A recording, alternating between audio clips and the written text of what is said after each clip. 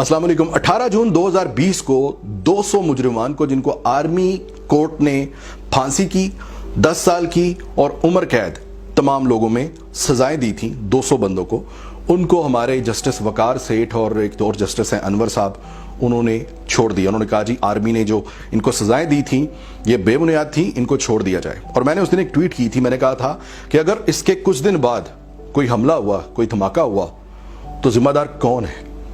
अब मुझे बताएं, मैं कड़ियां ना मिलाऊं तो मैं क्या करूं? मैं क्यों ना कड़ियां मिलाऊं कि जो हमला करने वाले थे वो उनका ताल्लुक बलोचिस्तान से निकला है। मैं क्यों ना कड़ियां मिलाऊं कि भारत ने हमला होने के 8 मिनट बाद वहां के जो बंदे बैठे हुए हैं जो पाकिस्तान को नोचना चाहते हैं, उन्होंने ट्वीट शुरू कर दी कि पाकिस्तान स्टॉक एक्सचेंज पे हमला हो गया। मैं कड़ियां क्यों ना मिलाऊं कि ये उन मुजरिमों को छोड़ने के सिर्फ थोड़े दिन के बाद हुआ। थोड़े दिन पहले आपने देखा होगा, सुना होगा कि 3 हमारे आर्मी के जवान शहीद हुए। एक पुलिस सिक्योरिटी वैन के ऊपर हमला किया गया था नॉर्दर्न पाकिस्तान में और 3 जवान शहीद हुए थे, और आज यानी कि सोमवार वाले दिन ये हमला हो गया। तो कहने का मतलब ये है कि जब हम नए मुजरिमों को सजाएं नहीं दे सकते, अगर इन जजेस के पास वो कलम नहीं है जिससे फांसी लिखी जाती है, तो आर्मी के वो कलम क्यों जाया किए कि जिन्होंने इन मुजरिमान को फांसी लिखी थी या उम्र कैद लिखी थी या वो कोई भी सजा लिखी थी।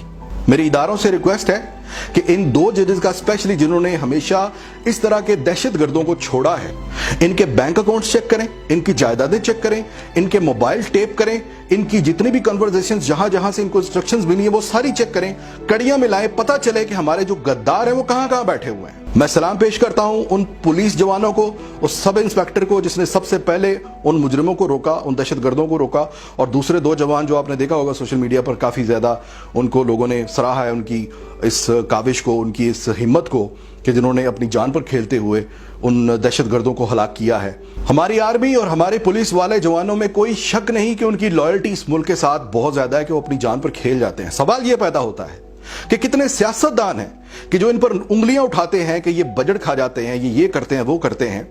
अपनी बारी आए तो कह देना कि खाता है तो लगाता भी है, और इनकी बारी आए तो बेबुनियाद कह देना कि खा गया खा गया खा गया। मुझे समझ नहीं आती। आज मैं खैर बजट को लेकर नहीं आया कि वो कितना खाते हैं, हम कितना खाते हैं। आज मेरा सवाल सिर्फ और सिर्फ उस अदलिया से है कि जिनको सिर्फ यही सिखा दिया गया है कि अदालतें सिर्फ अल्लाह का जवाब दे हैं। तो इसका मतलब है कि आप बैठकर जो मर्जी मनमानी करें, हम किसी से कुछ नहीं पूछ सकते।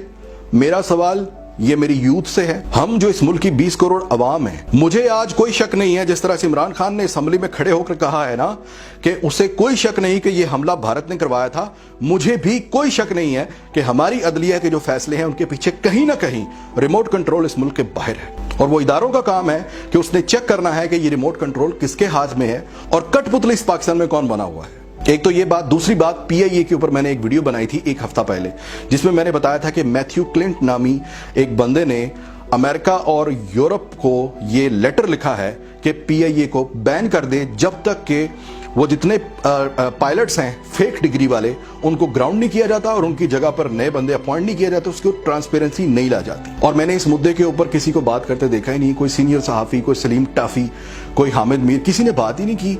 और कल पता चला, न्यूज पढ़ रहा था मैं, कि यूरोप ने PIA को 6 महीने के लिए बैन कर दिया। अब एक और खबर पड़ी कि बिलावल भुट्टो कह रहे हैं कि उस बंदे को निकाल दो जिसने, ये वजीर ने खड़े होकर असेंबली में ये बात बताई है कि 262 लोगों के पास जाली डिग्रियां हैं, इससे पाकिस्तान की बड़ी बदनामी हुई है। मुझे एक बात बता बिलावल, एक बात बता कि तेरा बाप या तेरा कोई बंदा तेरे घर पे 2-3 ड्राइवर रख लेता है लेमोजीन चलाने के लिए, और तेरे कुछ लोग आते हैं गेस्ट, उनको वो लेकर जाता है और एक बंदा एक लेमोजीन ठोक देता है, सारे बंदे मर जाते हैं उसमें से, और तेरा मुंशी आकर कल को तुझे बताए कि बिलावल साहब ये बंदे जो हैं ड्राइवर हमारे, इनके पास लाइसेंस सही नहीं है, इनको सिर्फ जरदारी साहब के कहने पे रखा है। तो तू मुझे ये बता कि तू ड्राइवरों को निकालेगा कि या तू उस मुंशी को निकालेगा जो तुझे बताने आया? तो मेरी समझ से बाहर है कि किस तरह हिम्मत पड़ रही है आप लोगों की ये कहने की।